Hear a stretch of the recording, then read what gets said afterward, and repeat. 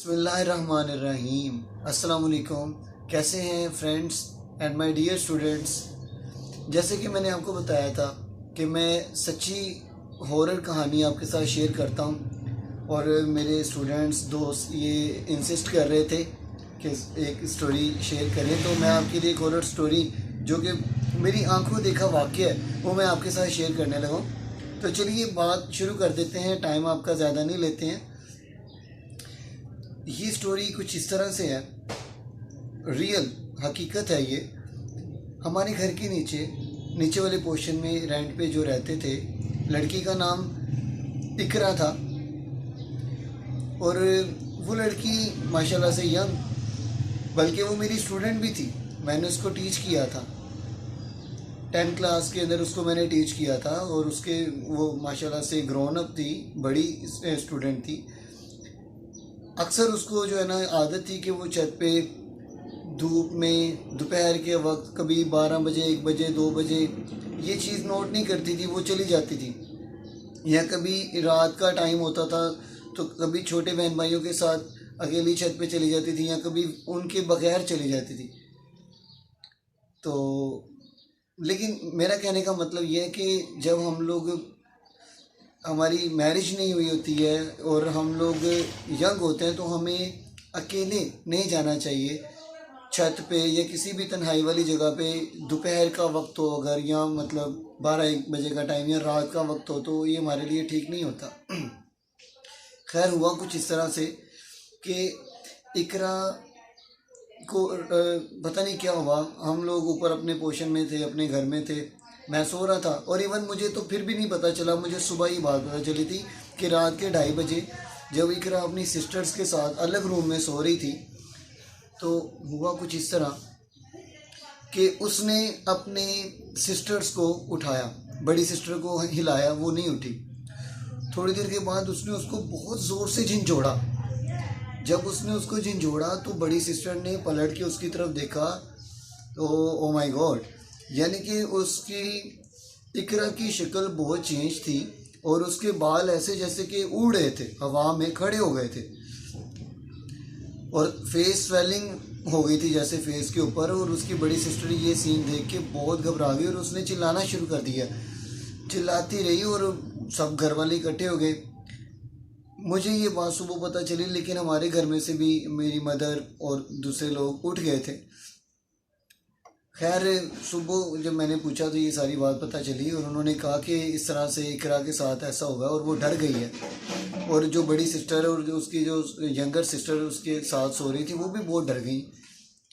कुछ दिनों के बाद, 1 या 2 दिन के बाद, उसकी जो कंडीशन थी वो चेंज हो गई थी, और अचानक से जो है ना इकरा के अंदर से कोई आवाज़ ऐसी आती थी जैसे कोई छोटी बच्ची बोल रही होती है। उसकी आवाज़ टोटली चेंज हो जाती थी, और वो कहती थी कि आंटी मुझे रोटी दो, मैंने रोटी खानी है, और बैठ जाती थी ज़मीन के ऊपर, 2 टांगे ऐसे ऐसे करके वो बैठ जाती थी, और उसकी अम्मी डर जाती थी और उसके लिए रोटी बनाती थी।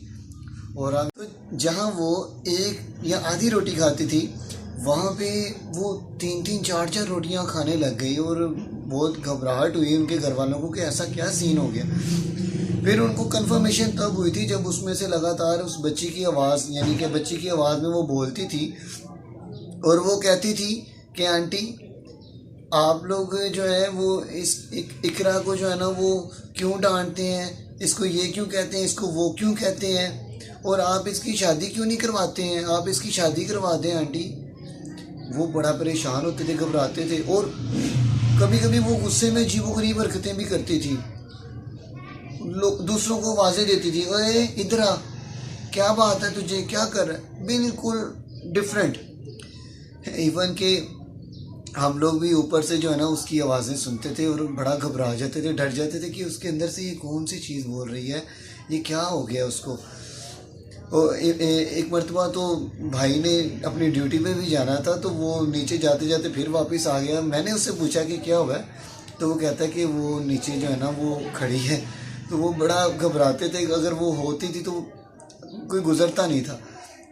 मैं एक मरतबा बाहर से आ रहा हूँ, तो वो शुक्र है कि उस वक्त ठीक थी, उसने मुझे बोला कि सर आपने पूछा नहीं, मेरी तबीयत ख़राब हो गई है, मुझे कुछ हो गया है। मैंने फिर उसको बोला, मैंने कहा इकरा मुझे पता चला है, अल्लाह ताला आपको ठीक करे, अब आपकी तबीयत कैसी है? डर डर के मैंने उसको पूछा। तो इस तरह का मतलब कि आलम क्रिएट हो गया था। और फिर उसके घर वालों ने उसको दम करवाया, वो दुआ करवाई, किसी बुज़ुर्ग से पूछा तो उन्होंने बताया कि किसी बच्ची की रूह या किसी बच्ची का साया इसके ऊपर आ गया।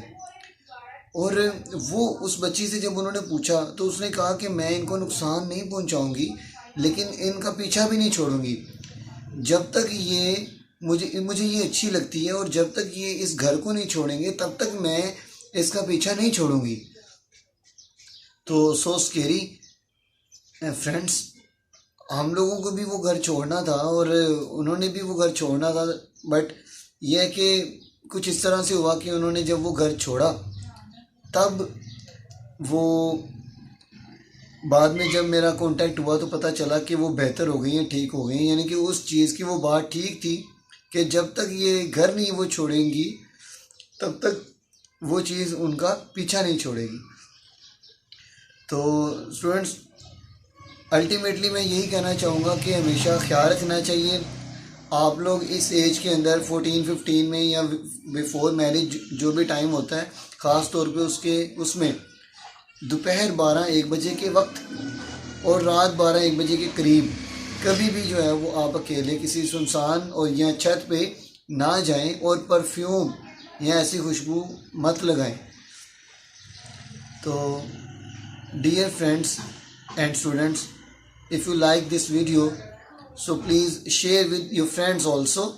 और सब्सक्राइब तो आपने किया होगा, अगर नहीं किया तो प्लीज़ सब्सक्राइब कर लीजिए। मिलते हैं नेक्स्ट वीडियो में। अल्लाह हाफिज़।